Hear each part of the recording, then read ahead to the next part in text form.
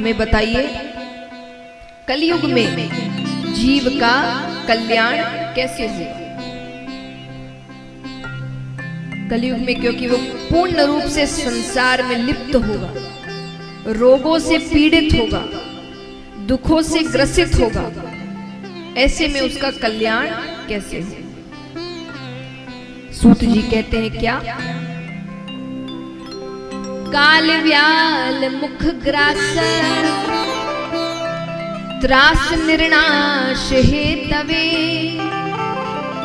श्रीमद् भागवतम शास्त्रम कलोकिरेन भाषितम। काल व्याल मुख ग्रास माने काल एक सर्प की तरह है, सांप की तरह, जो सबको अपना भोजन बनाते हुए आ रहा है, यानी सबकी आयु निश्चित है। कहते हैं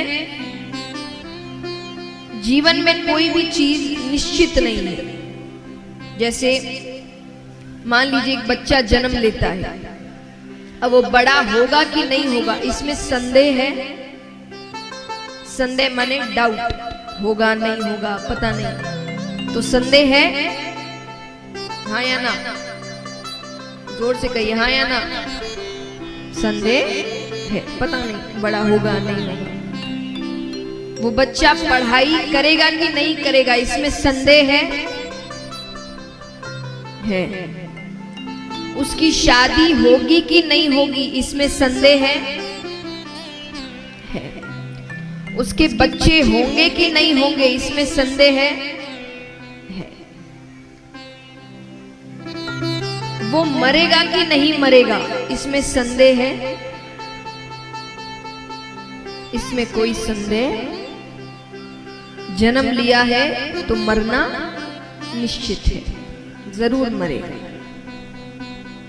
लेकिन उस मरने की तैयारी क्या हुई है? कितने हैं जिन्होंने, अच्छा यहाँ कितने लोग हैं जो साल में 2 साल में एक बार कहीं परिवार के साथ बाहर जाते हैं? हाथ उठाना। अच्छा, और अगर बाहर नहीं तो मान लीजिए जिनका पीहर बाहर है, दूसरे गांव है, दूसरे शहर है, तो साल में एक बार अपने पीहर जरूर जाते हैं बच्चों को लेकर। हाथ उठाना। तो मतलब बाहर निकलना हो जाता है साल 2 साल में एक बार। कितनी तैयारियां करते हैं, कितने दिन के लिए जाते हो?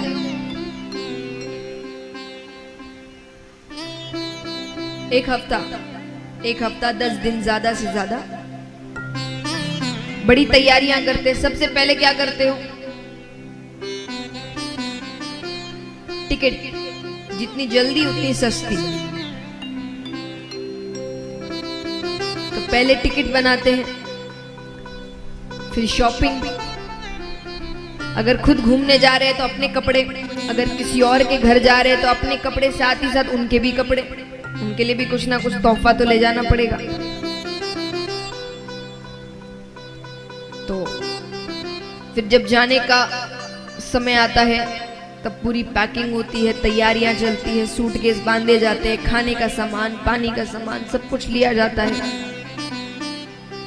तो केवल 10 दिन के लिए कितनी तैयारियां, बहुत तैयारियां। ऊपर जाने की तैयारियां कितनों ने की है?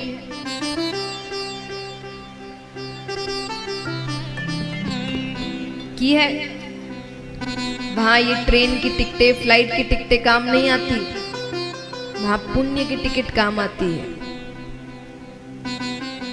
वहां पहुंचते हैं, वो यही पूछते क्या किया, कितने पुण्य किए, कितने पाप किए। पुण्य किए जाओ स्वर्ग में, नहीं किया जाओ नरक में। तो ऊपर जाने की भी थोड़ी तैयारियां करिए, धीरे धीरे करोगे तब जाके तो अच्छी टिकटें बनेंगी। यहाँ पर भी वही काम आता है, जितनी जल्दी उतनी अच्छी, बस सस्ती की जगह अच्छी। तो जितनी जल्दी शुरुआत कर दोगे काम उतना अच्छा हो। जितनी तैयारियां बाहर के लिए करते हो उतनी तैयारियां ऊपर के लिए भी करो, क्योंकि वो भी जरूरी है।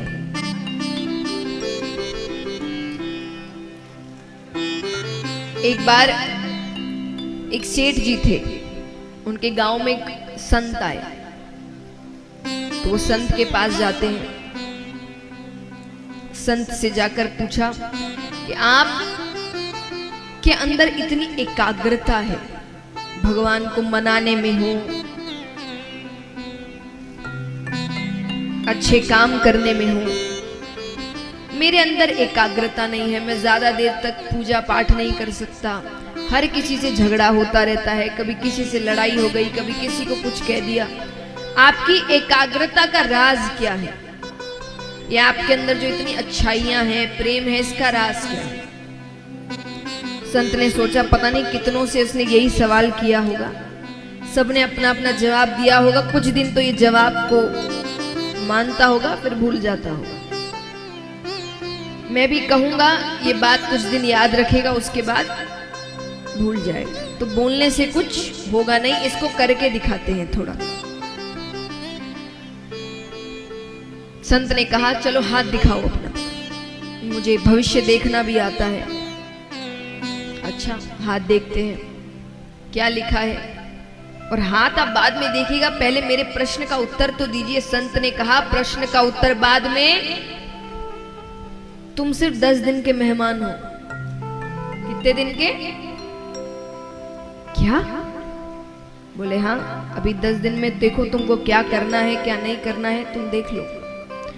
वो तो दौड़ा दौड़ा गया, 1 दिन 2 दिन 3 दिन 4 दिन 5 6 7 8 9 10 11 12 13 14 15 दिन निकल गए, कुछ नहीं हुआ। 15 दिन बाद वापस आता है, आकर कहता है आपने तो कहा था 10 दिन में मृत्यु हो जाएगी, 15 दिन हो गए, मुझे तो कुछ नहीं हुआ। अच्छा, संत ने कहा 10 दिन 15 दिन में क्या किया तुमने? अरे बोले मुझे जब से पता चला है मेरी मृत्यु आने वाली है, मैंने तो सबसे माफी मांग ली, मैंने अपना धन दान कर दिया, मैंने खूब दान धर्म किया, मैंने सबसे माफी मांगी, अब तो ऐसा पूजा पाठ में लगा हूं। संत ने कहा तुम तो कहते तुम्हारा मन नहीं लगता। बोले मन जिसको पता है उसकी मृत्यु सामने है, उसका मन नहीं लगने को भी लग जाएगा। कैसे मन ना लगे भगवान में, जब पता है 10 दिन में इंसान ऊपर ही जाने वाला है।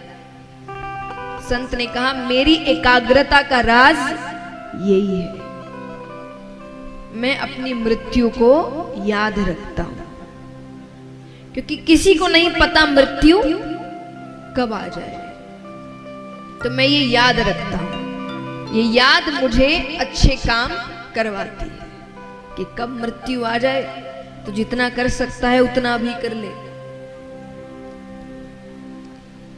तो इसीलिए अपनी मृत्यु को याद रखिए। डरना नहीं है, लेकिन वो एक जो हल्का सा डर होता है ना, वो आपको अच्छे कर्मों से जोड़ कर रखता है।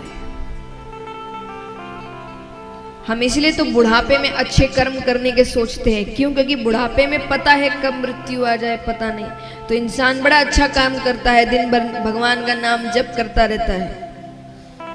बूढ़े व्यक्ति भगवान का नाम ज्यादा लेते हैं, थोड़ी सी तबीयत खराब नहीं होती भगवान का नाम लेने लग जाते हैं। क्यों? मृत्यु। लेकिन जैसा मैंने कल कहा कि भगवान ने कोई ऊपर से अग्रीमेंट थोड़ी साइन कराया है कि तुम इतने वर्ष तक तो जिंदा रहोगे ही रहोगे, कुछ नहीं पता। तो इसीलिए जब समय मिले अच्छे काम करो, जब समय मिले भगवान का नाम लो। संसार में रहने मना नहीं करते, मैं ऐसी बातें कहती नहीं जो मुमकिन नहीं हम सबके लिए, क्योंकि आज ऐसा नहीं है गृहस्थ में रहने वाले भक्त नहीं होते। भगवान तो खुद गृहस्थ में रहे हैं, भगवान के इतने भक्त हैं वो सब गृहस्थ में रहे हैं। तो ऐसा नहीं है कि भगवान से मिलने के लिए, भगवान से जुड़ने के लिए, भगवान की भक्ति करने के लिए वैराग्य ही लेना पड़ेगा, संत या साधु ही बनना पड़ेगा। नहीं, आप गृहस्थ में रहकर अपना काम कर कर, व्यापार कर कर, धन कमा कर भी भगवान को मना सकते हैं। किसने कहा भगवान को मानने वाले धन कमा नहीं सकते? अब गृहस्थ में रहे हैं तो धन तो कमाना पड़ेगा, वरना परिवार खाएगा क्या।